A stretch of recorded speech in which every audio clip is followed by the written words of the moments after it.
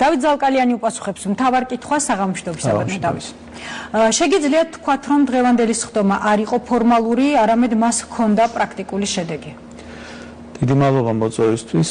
პირველ რიგში მინდა ვთქვა, რომ დღევანდელი შეხვედრა კარგია რომ შედგა იმ დიდი პაუზის შემდგომ 7 თვის განმავლობაში მოგეხსენებათ თქვენ რომ ხელისუფლება ვითხოვდით რომ გამართულიყო უშიშროების საბჭოს სხდომა, რადგანაც ეს არის კონსტიტუციით ის ორგანო, რომელმაც უნდა გაანიხილოს მნიშვნელოვანი საგარეო პოლიტიკური გამოწვევები და უსაფრთხოების ის ძირითადი თემები, რომელიც აქტუალური არის ქვეყანაში.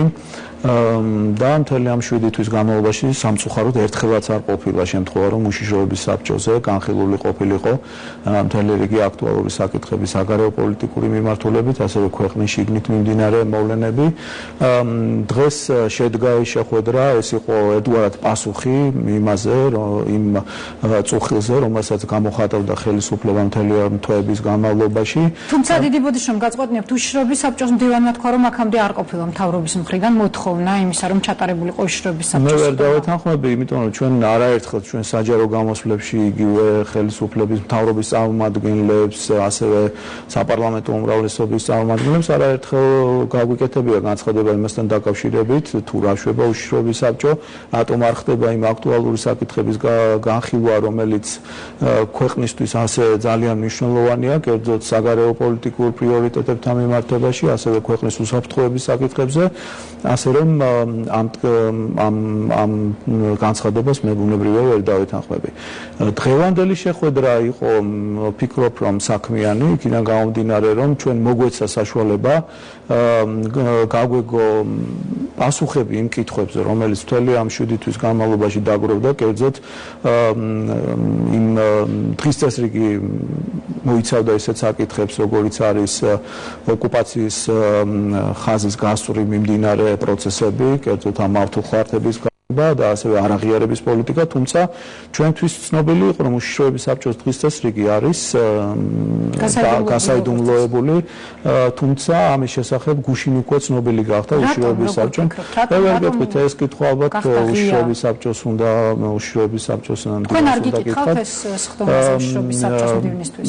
ბუნებრივია ჩვენი გაკვირვება გამოიწვია ამ ფაქტმა, მაგრამ ახან მათ გადაწყვეტეს, რომ წინასწარ გაეკეთებინათ ეს განცხადება, ეს მათი მაგრამ ჩვენ მზათა ვართ განვიხილოთ ეს საკითხები, კერძოდ უშიშროების საბჭოს ფორმატში, რადგანაც მართლაც ეს პროცესები ეხლა არ დაწყებულა. მინდა ერთი რამ ძალიან მკაფიოდ განვაცხადო, რადგანაც მართლმხრივების გავლება უკვე რამდენიმე წელია მიმდინარეობს ოკუპირებული საზღვრის გასწვრივ და მე როგორც ჟენევის პროცესში საქართველოს მხრიდან მთავარმა მომლაპარაკებელმა ეს საკითხი ძალიან მწვავედ დავსვი ჯერ კიდევ მარტის სხდომაზე 26-27 მარტს ჟენევაში, როდესაც თანათავმჯდომარეების ყურადღება მივაქცია ამ საკითხზე და რუსეთის ფედერაციას იქ ღიად მოუწოდეთ, რომ დაიცვას თავისი ვალდებულებები, რომელიც მას ნაკისრია 2008 წლის ცეცხლის შეწყვეტის ხელშეკრულებით და პატივისცემს საერთაშორისო სამართლის ნორმებს და პრინციპებს.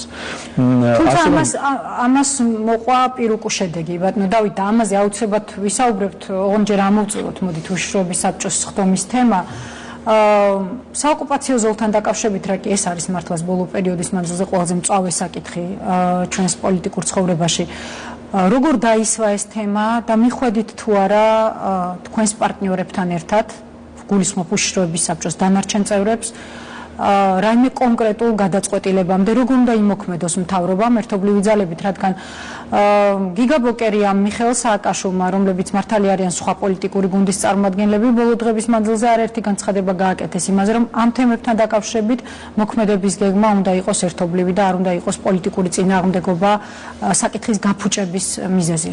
ეს ისეთი საკითხებია, რომელიც მართლა ყოველგვარი პოლიტიკური თემებია და ამაზე მსჯელობა უნდა მიმდინარეობდეს ხელისუფლებასა და ოპოზიციას შორის, უნდა მიმდინარეობდეს უშიშროების საბჭოს ფორმატში და აქედან გამომდინარე ჩვენ მზად ვიყავით და დღესაც ჩვენი ყოფნა იყო იმის დადასტურება, რომ საქართველოს ხელისუფლება ნებისმიერ დროს მზად არის ამ თემებზე სასაუბრად. მე ბუნებრივია ახლა დავიცავ იმ პირობას, რომ უშუალოდ საბჭოს ფორმატში განსახილველი საკითხები არის საიდუმლო საკითხები და აქედან გამომდინარე იმ დეტალებზე არ ვისაუბრებ, საუბარი ქონდა დღეს, თუმცა თუ ჩამოყალიბდით რაიმე ერთობლივ გეგმაზე, რომლის გამხელასაც რასაკვირველი არ გქონდა. რა თქმა უნდა, ჩვენ შევთანხმდით, რომ ამის შესახებ ჩვენ მუდმივად უნდა ვიყოთ კონტაქტში, აუცილებლად უნდა გაიცვალოს ინფორმაცია იმის შესახებ, თუ რაზე საუბრობს პრეზიდენტი იმ საგარეო ვიზიტების დროს, რომელსაც იგი ახორციელებს,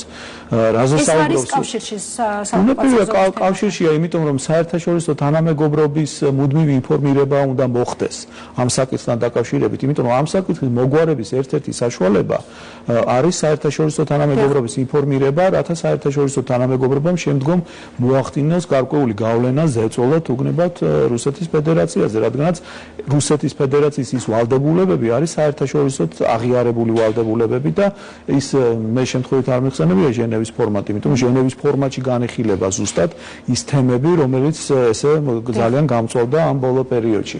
ამიტომ ჩვენი ყველა ქმედება საგარეო საქმეთა სამინისტროს, მინისტრის, ჩემი ვიზიტის, სხვა მოადგილეების ვიზიტების და შეხვედრების ბოლო პერიოდის ძირითადი მთავარი თემა სწორედ ეს გახდათ ეს საკითხები, რადგანაც ეს საკითხები განსაკუთრებით გამწვავდა ბოლო პერიოდში და ხდებოდა საერთაშორისო თანამეგობრობის მუდმივი ინფორმირება. ბუნებრივია, ამიტომ გვაინტერესებდა ჩვენ რა ხდებოდა ამ დროს პრეზიდენტის მხრიდან, რა ხდებოდა უშიშროების საბჭოს მხრიდან, იყო თუ არა ეს თემები მათი ამ ვიზიტების ძირითადი მთავარი თემები და აქედან გამომდინარე ჩვენ ეს კითხვები დავსვით. და მივიღეთ ამ კითხვებზე პასუხები, მე ახლა არ განვავრცობ ამ პასუხებს და ამ კონტექსტში საინტერესო იყო, იმიტომ რომ ჩვენ არ ვიცოდით იმის შესახებ, თუ რა საკითხებზე ხდებოდა მსჯელობა პრეზიდენტის ვიზიტის დროს, ასევე უშიშროების საბჭოს სხვა წევრების უცხოეთში ვიზიტების დროს და ბუნებრივია ასეთი მნიშვნელოვანი თემები, როგორიცაა ქვეყნის საგარეო პოლიტიკური საფრთხეები და გამოწვევები, უნდა იყოს კოორდინაციის საგანი და უნდა იყოს მუდმივი ინფორმაციის გაცვლის საგანი ხელისუფლების სხვადასხვა შტოებს შორის. კიდევ რა ინფორმაცია მიიღეთ პრეზიდენტის ვიზიტების შესახებ, რადგან განსაკუთრებული დავალება მოგცათ პრემიერ-მინისტრმა თავისი გუნდის წევრებს იმასთან დაკავშირებით, რომ გაგირკვიათ პრეზიდენტის ვოიაჟების შესახებ ინფორმაცია, ბოლო დროს გავრცელებული ინფორმაციით 2 მილიონ ლარზეა მეტი დახარჯული ერთ წელიწადში ამ ვიზიტებზე. ჩვენ ბუნებრივია ეს კითხვები დავსვით, პირველი კითხვა, რომელიც ჩვენი მხრიდან იყო, ის კითხვები იყო თუ რა ვიზიტები იყო ეს და ამ ვიზიტების დროს რა თემები იყო განხილული. ხშირ შემთხვევაში სამწუხაროდ საგარეო საქმეთა სამინისტრო მხოლოდ პოსტფაქტუმ იგებდა ამ ვიზიტების შესახებ.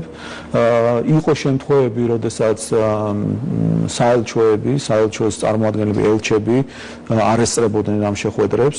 ჩვენ საგარეო საქმეთა სამინისტრომ ამის შესახებ მრავალი განცხადება გააკეთა და სწორედ ეს კითხვები დაისვა ამ შეხვედრაზე და ითქვა ჩვენი მხრიდან, რომ ეს არის მიუღებელი, როდესაც პრეზიდენტი მიდის ამა თუ იმ უცხო ქვეყანაში, ბუნებრივია საგარეო საქმეთა სამინისტრო უნდა იყოს საქმის კურსში, ყველა მისი შეხვედრის ორგანიზება, გარდა საორგანიზაციო საკითხებისა არის უამრავი სასაუბრო თემები, სასაუბრო დოკუმენტები, რომელიც პრეზიდენტს უნდა გაუმზადოს საგარეო საქმეთა სამინისტრომ და სამწუხაროდ ჩვენ ბოლო პერიოდში ამას როგორ ახსნა პრეზიდენტმა ის, რომ იგნორებას უკეთებდა? იყო იქ ამაზე საუბარი, რომ მან ზოგ შემთხვევაში გვეთანხმებოდა, ზოგ შემთხვევაში არ დაგwetანხმა. რა შემთხვევაში არ დაგეთანხმა, საინტერესოა. ახსენა რამდენიმე შეხვედრა, განსაკუთრებით ბოლო პერიოდში, მაგალითად ეკვადორში მისი ვიზიტი, რომ მან საგარეო საქმეთა სამინისტროს აცნობა ამის შესახებ. თუმცა მინდა გითხრათ, რომ ჩვენ ახლა აღარ წავალ იმ პერიპეტიებში, მე არაერთხელ მithქვამს ეს ტელევიზიის და მედიის საშუალებით, რომ ჩვენ ვემზადებოდით ამ ვიზიტისთვის პარლამენტის თავმჯდომარისთვის უკვე გამზადებული იყო ყველა შეხვედრები, ვიცოდით რომ პრეზიდენტი არ მიდიოდა და შემდგომ როგორც სამწუხაროდ ხდება ხოლმე ბოლო წუთს შევიტყვეთ რომ პრეზიდენტი მაინც აპირებდა. ნუ ეხლა ამას უკვე აღარ აქვს მნიშვნელობა, სწორედ ეს არის იმ შეუთანხმებელი და არაკოორდინირებული მუშაობის შედეგი, რაც დაუშვებელია, როდესაც საუბარი გვაქვს ისეთ მნიშვნელოვან გამოწვევებზე და საფრთხეებზე, როგორიც არის ქვეყნის არაღიარების პოლიტიკა. ჩვენ აუცილებლად უნდა ვიყოთ ერთნი, იმიტომ რომ ყველას ინტერესებშია რომ არაღიარების პოლიტიკა იყოს შენარჩუნებული. ამ მიმართულებით ჩვენ ძალიან მნიშვნელოვანი საქმიანობა გვაქვს ჩატარებული, ამიტომ ყველა სიტყვას აქვს გადამწყვეტი მნიშვნელობა. არ შეიძლება ხშირად წინასწარ დაანონსება იმ თემების, რომელმაც შემდგომ შეიძლება ჩვენს ზიანი მოგვიტანოს. კერძოდ ამ არაღიარებასთან მიმართებაში მაქვს მხედველობაში. ამიტომ ხშირად საგარეო საქმეთა სამინისტრო კულუარულ საქმიანობას ეწევა და არ ვაანონსებთ იმ ქმედებებს. ხო, კონკრეტულ ქვეყანას გულისხმობთ, მე მგონი, იყო პრეცედენტი, როდესაც პრეზიდენტმა წინასწარ დაანონსა, რომ მათ უკან მიაქვთ აღიარება და აღნიშნა შემდეგ რომ ეს ასე არის. ამიტომ ყოველთვის ჯობია. აი ამ კონკრეტულ თემაზე. ამ კონკრეტულ თემებზე ხდება საუბარი. ძალიან საინტერესოა. ნუ იქ იყო საუბარი იმაზე, რომ თვითონ იმ კონკრეტული ქვეყნის წარმოადგენელს გაუჩნდა სურვილი, რომ დაეფიქსირებინა ეს. თუმცა, როგორც ხშირად ხდება ხოლმე ასეთ შემთხვევაში, შემდგომ ხდება ამ სიტყვის უკან წაღება, ამიტომ სანამ დოკუმენტალურად არ მოხდება ამის გაფორმება, ჯობდა რომ ამის გაცხადებისგან თავი შეგვეკავებინა, იმიტომ რომ ასეთ საჯარო გამოსვლებს უსმენენ ასევე სხვებიც, უსმენს რუსეთის ფედერაცია, აანალიზებს ამას და სანამ ჩვენ დოკუმენტალურად დასაბუთებულ, უკვე დადასტურებულ მტკიცებულება გვექნება იმისა, რომ ეს არაღიარების პროცესი არის შეუქცევადი, ამიტომ ჯობია რომ მსგავსი განცხადებებისგან თავი შევეკავოთ, რომ აქ საუბარი არ არის ქულების ჩაწერაზე, რომ ვინ უფრო მეტი გააკეთა ამ არაღიარების პოლიტიკაზე, იმიტომ რომ მთავარია შედეგი, საბოლოო შედეგი რა დადგება, ქვეყნისთვის საბოლოო შედეგი რა დადგება და ამიტომ აქ დაინტერესებული უნდა იყოს როგორც პრეზიდენტი, უშიშროების საბჭო, ასევე საგარეო საქმეთა სამინისტრო, პარლამენტი, ქვეყნის მთავრობა. ეს არის ჩვენი მთავარი ფუნქცია, რომ ქვეყანას ავარიდოთ ის საფრთხეები, რომელიც მოსალოდნელი არის კერძოდ ამ არაღიარების კონტექსტში. ეს არის ძალიან მნიშვნელოვანი თემები, მით უმეტეს არაღიარების პოლიტიკა, პრეზიდენტის ვიზიტებიც არის ნამდვილად საინტერესო, მით უმეტეს რომ შთამბეჭდავია მათი ღირებულება, მაგრამ ყველაზე მეტად საზოგადოებას მაინც აინტერესებს ის თუ რა ხდება საოკუპაციო ზოლთან, მით უმეტეს რომ დღეს გავრცელდა ოფიციალური განცხადება რუსეთის წარმომადგენლის, სადაც საუბარია იმაზე, რომ იგეგმება კოტეჯების აშენება, ინფრასტრუქტურის შექმნა. ამ თემას საკმარისი დრო დაუთმეთ დღეს თქვენს ხდომაზე. ბუნებრივია გქონდა ამის შესახებ საუბარი იმ საფრთხეებზე, რომელიც შესაძლოა მომავალშიც გაგრძელდეს და აქედან გამომდინარე იყო საუბარი იმაზე, რომ დაიგეგმოს ქმედებები მიმართული იმისკენ, რომ მოვახდინოთ ამ მსგავსი საფრთხეების პრევენცია. სწორედ ამ კონტექსტში შეიძლება ითქვას, რომ დღევანდელი შეხვედრა იყო ნაყოფიერი, იმიტომ რომ ჩვენ მოვნიშნეთ ის თუ რა უნდა გააკეთოს საგარეო საქმეთა სამინისტრომ, საგარეო უწყობამ, რა უნდა გააკეთოს ასევე იმ უწყების წარმომადგენლებმა, რომლებიც არიან უშიშროების საბჭოს წევრები, თვითონ უშიშროების საბჭომ და აქ ძალიან მნიშვნელოვანი არის, რომ იყოს კოორდინირებული მუშაობა. სწორედ აქედან გამომდინარე ეს ოკუპაციის გასწორი მიმდინარე ამ ავტოხმართების თემები ძალიან აქტუალური იქნება და ძალიან მწვავედ დაისმება უახლოეს ხანს, უახლოეს პერიოდში ჟენევის მოლაპარაკებებზე, რომელიც ივნისის ბოლოს 25-26 ივნისს გაიმართება. ეს არის ერთ-ერთი მთავარი თემა. ჩვენ ვართ შეიარაღებული ყველა მტკიცებულებით, ფოტომასალით, რუქებით, ფაქტობრივი მონაცემებით, რომელიც ძალიან მკაფიოდ მიუთითებს, რომ ადგილი აქვს, რამდენიმე შემთხვევა არის, როდესაც 100-150 მეტრით მოხდა ამ ავტოხმართების გადმოწევა ოკუპირებული ხაზის იმ ტერიტორიიდან, რომელსაც უკვე საქართველოს ხელისუფლება აკონტროლებს და ბუნებრივია ჩვენ ამაზე ძალიან მწვავე საუბარი გვექნება ჟენევაში. მოთხოვნა რა იქნება, აბანო დავით, ჟენევის მოლაპარაკებებზე? იქნება, რომ რუსეთმა დაიცვას ნაკისრი ვალდებულება 2008 წლის ხელშეკრულებაში, რომელიც ერთ-ერთი მთავარი ჟენევის ფორმატის ერთ-ერთი მთავარი დანიშნულება არის, მოხდეს 2008 წლის ცეცხლის შეწყვეტის ხელშეკრულების დაცვა. სადაც ძალიან მკაფიოდ არის დაწერილი პუნქტები არის იქ, რომ რუსეთმა უნდა გაიყვანოს თავისი ჯარები იმ ტერიტორიებზე და იმ ფარგლებში, რომ 2008 წლის აგვისტომდე არსებულ ფარგლებში. რაც არ ხდება და არის საქართველოს ტერიტორიის ოკუპაცია და უფრო მეტიც ხდება ამ ავტოხმართების გავლება, რაც არის ძალიან სერიოზული დარღვევა იმ საერთაშორისო ნაკისრი ვალდებულებების, რომელზეც რუსეთის ფედერაციას აქვს ხელი მოწერილი. თქვენ შესაძლებლად მიგაჩნიათ, რომ დაირღვეს ეს ავტოხმართები, ძალიან გულწრფელად რომ თქვათ, ვიცი რომ დიპლომატი ხართ და ერდებით ხოლმე პირდაპირ პასუხებს. ანუ როდესაც დააყენებთ ჟენევის მოლაპარაკებებზე ამ საკითხს და ყველაზე დიდი იმედი გვაქვს სწორედ ჟენევის მოლაპარაკებების ამ კონკრეტულ თემასთან დაკავშირებით.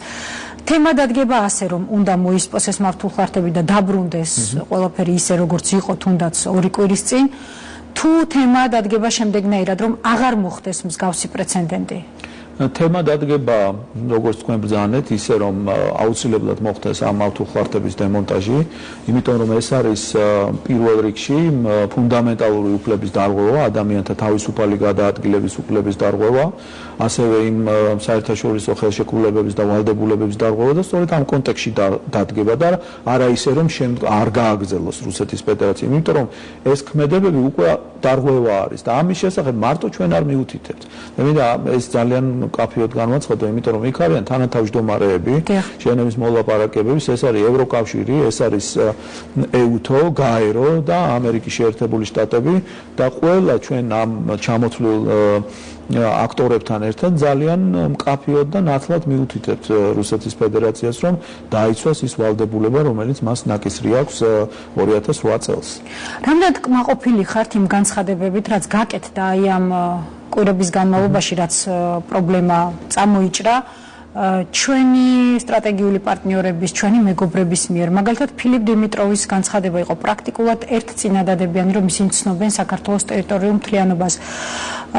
ინციდენტების პრევენციის ჯგუფის შეხვედრის შემდეგ ევროკავშირის სადამკვირვებლო მისიის ხელმძღვანელის ტიშკევიჩის განცხადებაც იყო, როგორ გითხრათ, არ იყო ისეთი მკაფიო, როგორი მოლოდინით შეიძლება ქონოდა საზოგადოებას. რატომ?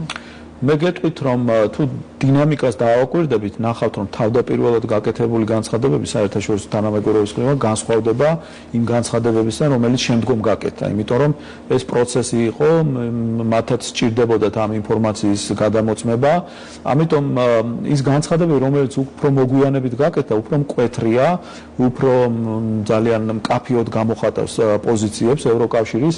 მე თვითონ გახდით ევროპის საბჭოში, როდესაც მინისტრთა კომიტეტის ხდომაზე დავაყენე ეს საკითხი და მინდა გითხრათ, რომ იქ ევროკავშირის განცხადება იყო ძალიან ძლიერი, ძალიან მკაფიო, ძალიან ნათლად მიუთითებდა რუსეთს, რომ მან დაიცვას თავისი ვალდებულებები, საერთაშორისო სამართლის ნორმების დარღვევაზე იყო საუბარი იყო ძალის არ გამოყენების ვალდებულებაზე, რომელიც რუსეთმა უნდა აიღოს და ეს ყველაფერი იყო ევროკავშირის განცხადებაში.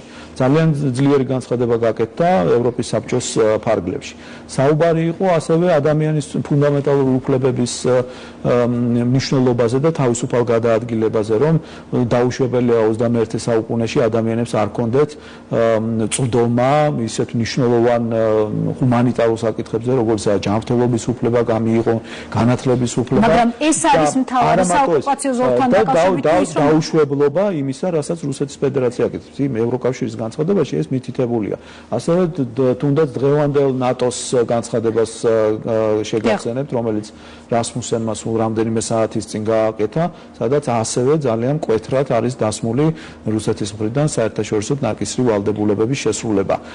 ასევე მიუთითებ სახელმწიფო დეპარტამენტის პრეზიდენტის განცხადებაზე, რომელიც მან ერთ-ერთი ბრიფინგის დროს გააკეთა ამ საოკუპაციო ხაზის გასწვრივ მიმდინარე მოვლენებთან დაკავშირებით. ასე რომ ეს გზავნილები, რომელსაც ჩვენი დასავლეთელი პარტნიორები აღღერებენ საჯაროდ, ერთია და კიდევ განსაკუთრებით მინდა თქვენი ყურადღება მივაქციო იმ ფაქტს, რომ მიდის სხვა მუშაობაც, კულუარული მუშაობაც, სხვადასხვა ფორმატები არის რუსეთ-ევროკავშირის, სხვადასხვა ევროკავშირის სხვადასხვა ქვეყნების წარმომადგენელთა, საგარეო საქმეთა მინისტრები ხვდებიან ერთმანეთს და ჩვენ გვაქვს ჩვენი მოთხოვნაც არის, ჩვენი მათთან კომუნიკაციის ერთ-ერთი მთავარი თემა ის არის, რომ მათი მხრიდან მოხდეს ამ საკითხების გაჟღერება და სწორედ ეს არის ძალიან მნიშვნელოვანი ზემოქმედების ბერკეტი რუსეთის ფედერაციას. მაგრამ მიუხედავად ამისა, მიუხედავად იმ ჩამონათვლისა, რაც ჩვენ ახლა მოვისმინეთ თქვენგან, ისევ გავიმეორებ, რუსეთის ფედერაცია ოფიციალურად აცხადებს, რომ ისინი ინფრასტრუქტურის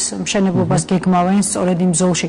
თქვენ თვითონ ბრძანეთ, რომ ჟენევის მოლაპარაკების ბოლო რაუნდზე ძალიან მკაფიოდ დააყენეთ ეს საკითხი, მაგრამ სწორედ ამ რაუნდის შემდეგ მოხდა მართულხარდების აღმართვა და მცოცავი ოკუპაციის ზოლის. მაშინაც მიმდინარეობდა, მე იმიტომ დავაყენე, რომ მაშინ მიმდინარეობდა. მაგრამ არ შეჩერდა, გაგრძელდა. გარდა საოკუპაციო ზოლის თემისა, საკმაოდ სერიოზული ხარვეზებია რუსეთში პროდუქციის შეტანასთან დაკავშირებით. კავშირი დღეს რუსეთის მთავარმა სანიტარმა განაცხადა, რომ საერთოდ პაუზას იღებენ ქართული ღვინის რუსულ ბაზარზე შეტანაზე. ბატონო დავით, რჩება შთაბეჭდილება, რომ რაღაც ისი არ არის საქართველოში, როგორც სურს რუსეთს. რაზეა საუბარი, რადგან ძალიან საინტერესო მოსაზრება მოვისმინეთ რუსეთში მოქმედი ევრაზიული მოძრაობის ლიდერისგან, ალექსანდრ დუგინს გულისხმობ, რომელმაც თქვა, რომ გამოსავალი არის იმაში, თუ საქართველო გაწევრიანდება ევრაზიულ კავშირში. ძალიან ხშირად დუგინი ახმოვანებს იმას, რასაც ვერ ამბობს ხოლმე ოფიციალურ რუსეთი. რა ხდება? გაქვთ რაიმე დასკვნა ამასთან დაკავშირებით? პირველ რიგში მინდა ეს ბოლო ინფორმაცია გაცნობოთ, რომ დამთავრდა რამდენიმე საათის წინ კარასი ნაბაშიძის შეხვედრა პრაღაში, საიდანაც მე ჯერ სიღრმისეული ინფორმაცია არ მაქვს, ვიცი ის მხოლოდ რაც ოფიციალურად გაჟღერდა, არის გარკვეული პოზიტიური ელემენტები ამ შეხვედრისგან, კერძოდ ის, რომ როგორც ბატონო ზურაბ-აბაშიძემ განაცხადა, ამ ფორმატში საუბარი იყო სწორედ ამ უკანასკნელ ხალხს განვითარებულ მოვლენებზე და გარკვეულწილად რუსეთის ფედერაციის მხრიდან იყო ასევე მინიშნებები იმასთან დაკავშირებით, რომ მათი მხრიდან იქნება მიღებული შესაბამისი ზომები. რის სანაცვლოდ? რადგან აქ ეს არის მთავარი კითხვა. ეს ძალიან მკაფიოა. ეს არის კიდევ ერთხელ ვიმეორებ, ის ვალდებოდა ჩვენ არაფრის დათმობას არ ვაპირებთ რუსეთის ფედერაციასთან. რაც სალაპარაკო იყო და ის თემები, რაზედაც საუბარი მიდის კარასი ნაბაშიძის ფორმატში, ის არის სისტემები, რომელსაც შეიძლება კონსენსუსის მიღწევა, კერძოდ ამ სავაჭრო ურთიერთობების აღდგენა, კულტურული კონტაქტები, ასევე საზღვრის სახმელეთო საზღვრის ლარსის გახსნა, ასევე პოზიტიური იყო ამ ინფორმაციით, რომელიც რამდენიმე საათის წინ გავრცელდა, რომ საუბარია თითქოს იმაზე, რომ რუსეთის ფედერაცია განიხილავს ვიზის შემსუბუქების საკითხს გარკვეული კატეგორიის საქართველოს მოქალაქეების მიმართ. ეს არის სისტემები, რომელსაც შეიძლება კონსენსუსის მიღწევა. თუმცა ოკუპაციასთან დაკავშირებით შესაძლებლად მიგაჩნიათ კონსენსუსის მიღწევა. თქვენს ფორმატში, ჟენევის ფორმატში. ჟენევის ფორმატში ბუნებრივია ჩვენი უმთავრესი დანიშნულებაა, რომ ეს მოხდეს ამის პრევენცია და შეჩერება და ჩვენ ყველა მიმართულებით მუშაობთ ამის აღსაყვეთად და დარწმუნებული ვარ, რომ ეს თემები იმ ჩვენი მცდელობების შედეგად და საერთაშორისო თანამეგობრობის ზეწოლის შედეგად იქნება აღკვეთილი. ძალიან დიდი მადლობა. დიდი მადლობა მოწვევით. მთავარ კითხვას დავით ზალკალიანი პასუხობდა რამდენიმე